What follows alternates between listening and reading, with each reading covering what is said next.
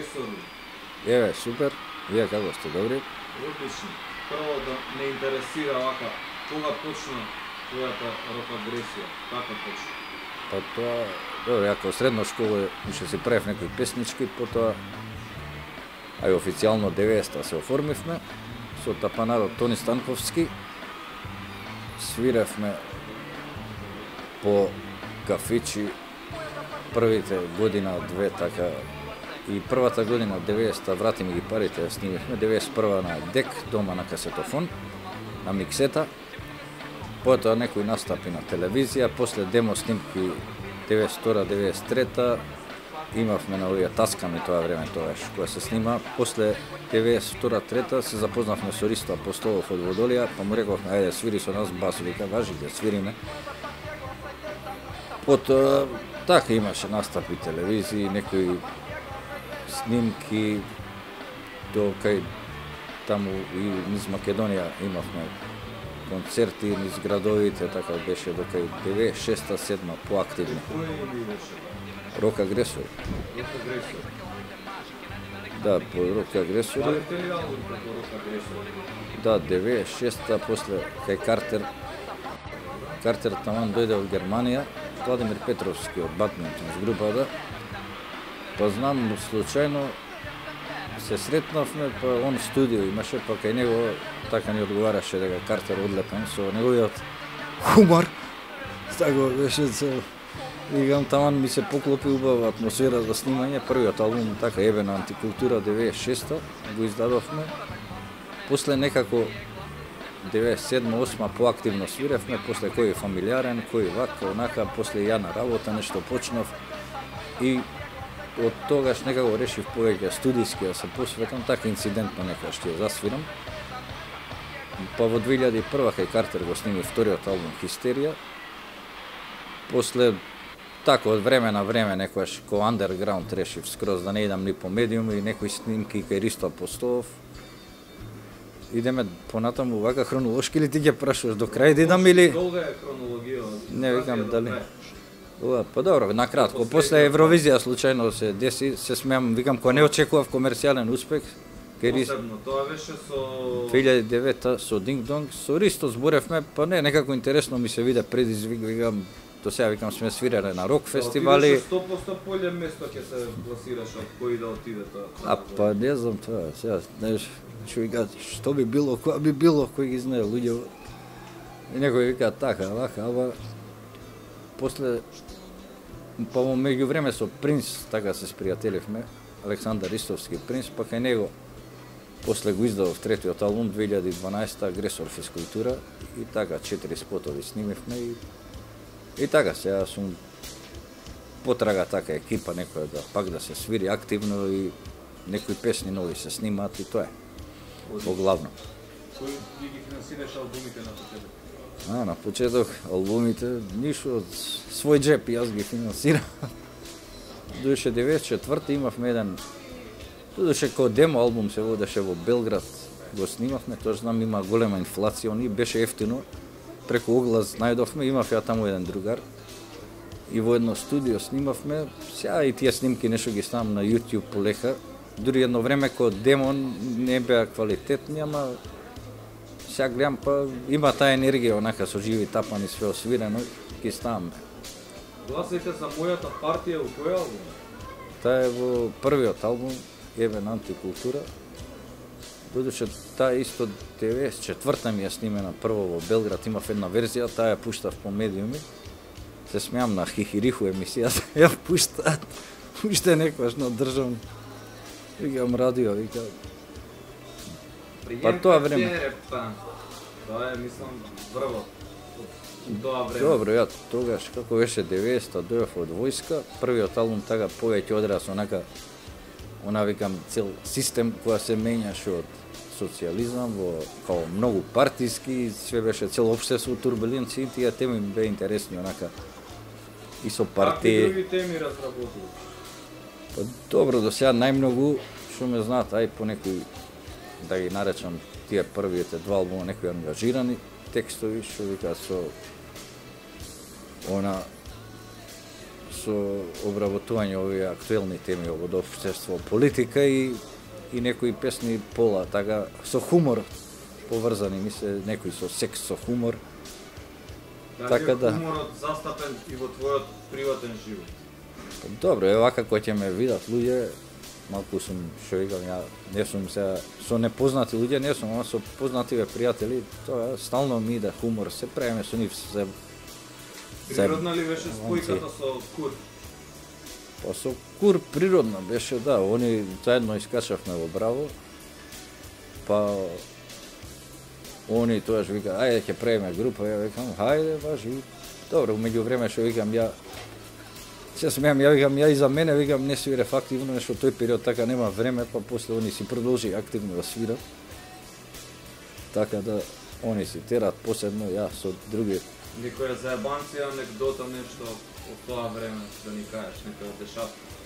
Анекдота, добро, не знам ни ова колку е анекдота, ми беше смешно за таа песна на Курто Азија, ти сакаш Кур.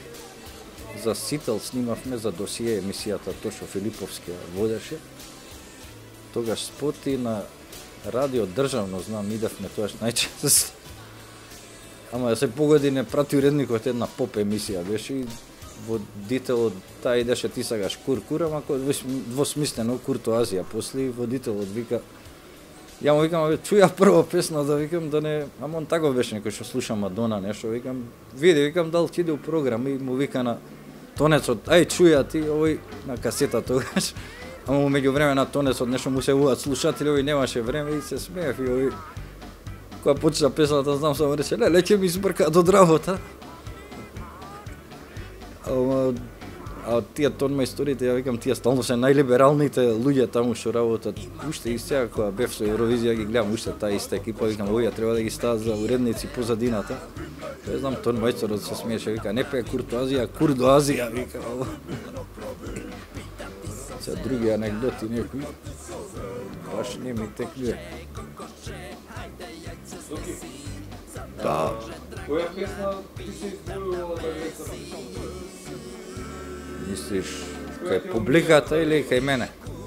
Па и кај публиката и кај тебе, да. Па добро, ај Агресор физкултура што е носечката песна, таа малци постара, имав една верзија така побезобразна, да кажам, кај што пеам Јас сум голем ебат, што овде сменив малце.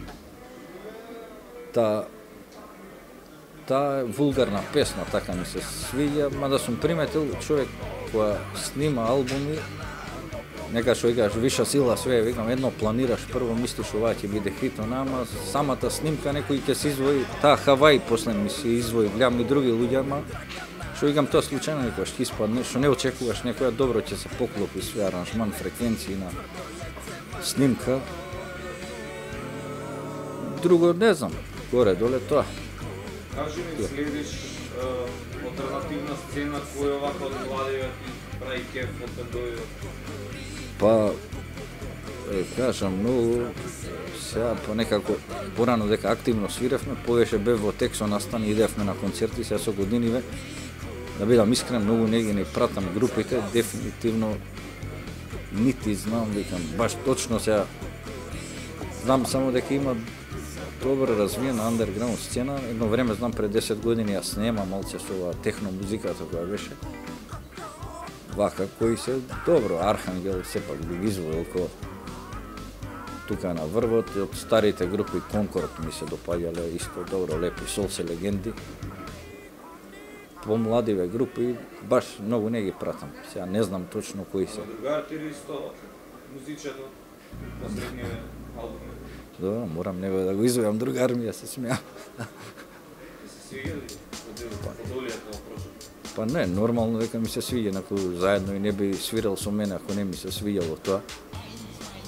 Он, знам сега има активен, има 2 нови спота, добри му се песните, добро, нормално е, стилски еволуира спрема пред 15 години, кои јас сега што викам, други теми ме занимаат у песни. Една порака до младиве, без разлика што не ги следиш, како се издржува 25 години алтернатива?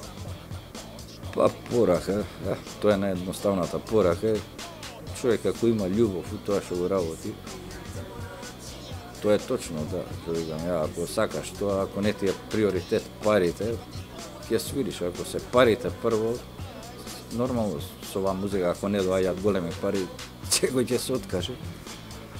Па најбитно е тоа да те влече, тоа викам, секој ја прави и некојаш сум приметил компромиси, не е добро ако да кажам некој за прави за ова да ми е покомерцијално, послушливо, најдобро да си свира тоа што им се свири и тоа што слуша.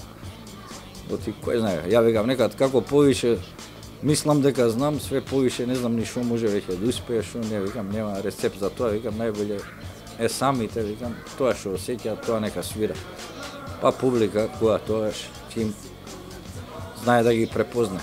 На настапите ваши се осеќа тоа будило и чиста енергија. Кој наступ ти оставил онака најболи впечаток? Па да, најубав впечаток, да, 94-та беше во Кочани. Тоаш Кангон е викна во еден клуб, така 200-300 луѓе имаше. Па не очекувавме тоа, дека таму мислам сега може не изгледа тоа многу 200 луѓе, ама знам колкав град, дека и песните, да, ме дека оти знам тогаш во Скопје и така беше, знам, после човек си сваќа у свој град, не те ценат овде, многу знам, што викам, не рецка, кога да свириме, а таму по другиве градови, тоа беше добри, затоа викав, добро е човек кој идел по медиум, они на видеокасети си снимале настапите, па 3-4 песни што имавме, ги знаеа, ги пеа и така, тоа и уштип исто така настапите, кога сме свирали и таму бил убаво.